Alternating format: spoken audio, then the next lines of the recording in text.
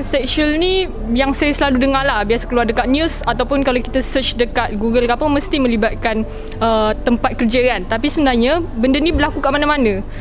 Sama ada orang tu sedar ataupun tak sedar. Sebenarnya gangguan seksual ni bukan dia just fizikal tau. Dia boleh secara bukan lisan juga, melalui pandangan, melalui media sosial pun boleh berlaku gangguan seksual ni.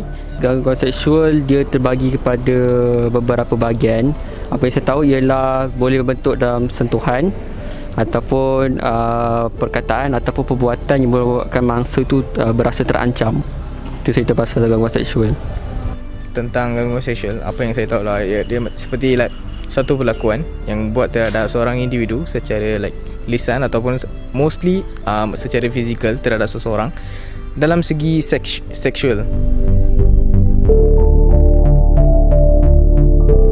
Bagi saya lah, sebenarnya kalau diikutkan secara fizikal memang selalunya perempuan yang selalu kena gangguan seksual ni. Tapi sebenarnya bila kita dengar daripada luar negara, memang banyak juga golongan lelaki yang juga terlibat dalam gangguan seksual ni. So sebenarnya bukan perempuan saja, lelaki pun boleh kena. Dia tak kisah jantina, lelaki atau perempuan memang sama, dua-dua boleh kena gangguan seksual. Pada pendapat saya, lelaki gangguan seksual ni dia umum, maksudnya lelaki dan perempuan pun jadi mangsa. Tapi apa yang bezakan lelaki dan perempuan ni adalah gangguan seksual menyebabkan lelaki ni mangsa dia tidak begitu berani untuk buat laporan ataupun tampil ke hadapan, sebab mangsa mungkin lebih menjaga maruah diri ataupun orang kata stigma sebagai orang lelaki mesti bersifat jantan. Pasal tu saya tidak pernah dengar yang lelaki kena gangguan seksual, sebab banyak berita dan media sosial kebanyakannya mereka tunjukkan pasal gangguan seksual yang dihadapi oleh perempuan je. So lelaki tu macam saya kurang percaya yang lelaki sedang menghadapi gangguan seksual.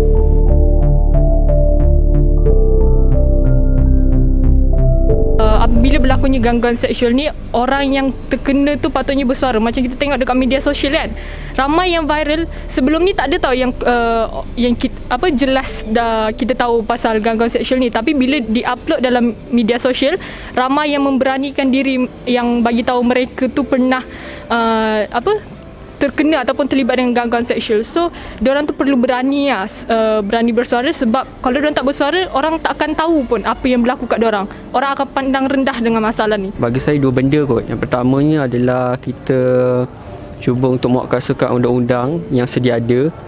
Mungkin kita boleh boleh luaskan lagi skop gangguan seksual ni bukan hanya di tempat kerja, tapi melibatkan tempat-tempat awam dan sebagainya. Dan yang keduanya adalah kesedaran orang ramai. Maksudnya kita lah, terutama lelaki, perlu lebih berwaspada dari segi kata-kata atau perbuatan yang mungkin boleh menyebabkan wanita secara keseluruhannya berasa terancam. Jadi itulah harapan saya kepada semua rakyat Malaysia. Kerajaan perlu menguatkuasakan dia punya akta kan terhadap gangguan seksual, sebab sampai kini saya macam dengar tiada akta yang dikuatkuasakan untuk gangguan seksual.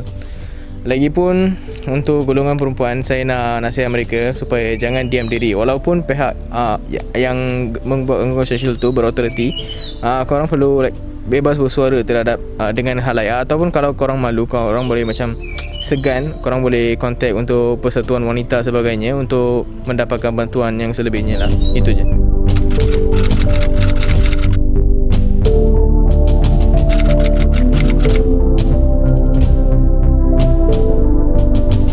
Berikutan tinjauan kami di aplikasi TikTok, video ini telah mendapat 1000 jumlah tontonan dan rata-rata komen yang diberikan menunjukkan bahawa masyarakat Malaysia masih kurang pengetahuan mengenai gejala seksual yang berlaku dalam kalangan kaum lelaki.